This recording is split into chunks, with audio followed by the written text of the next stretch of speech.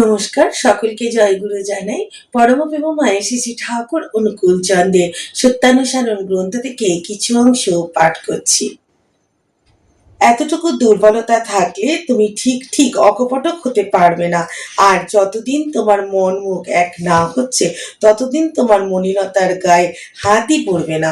ঠাকুর বলছেন যে আমাদের মধ্যে যদি দুর্বলতা থাকে, দুর্বলতা অর্থাৎ আমরা কোনো কিছু সম্বন্ধে এতটাই আবেগপ্রবণ হয়ে পড়ি যে এটা যদি আমার জীবনে না হয় তাহলে হয়তো আমার জীবনটাই ব্যর্থ হয়ে যাবে, বা আমি আমার জীবনটাকে সঠিকভাবে গড়ে তুলতে পারবো না। এই দুর্বলতাটা যেন আমাদের না থাকে, জীবনের সব পরিস্থিতির সাথে যাতে আমরা মানিয়ে নিতে পারি এবং আমরা যেন সব কিছুর মধ্যে ঈশ্বরের আশীর্বাদকে বুঝতে পারি যে আমি যখন এটা আমার জীবনে হলো না বা এটা আমার জীবনে হচ্ছে না, তাহলে যেন আমি ভেঙে না পড়ি, অর্থাৎ সেই দুর্বলতাকে অতিক্রম করতে পারি।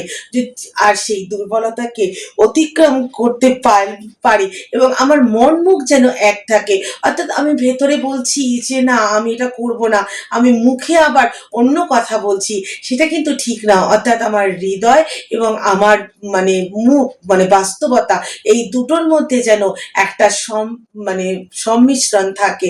অর্থাৎ আমি যা বলবো আমি ঠিক তাই করব। আমার কর্ম, আমার সমস্ত কিছুর মধ্যে যেন একই ধ্যান ধারণা থাকে, তবেই কিন্তু আমার জীবনের উন্নতি সম্ভব।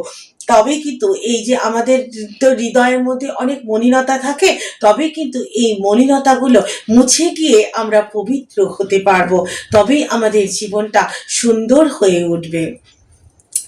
আজ এই পর্যন্তই। নমস্কার, জয় গুরু।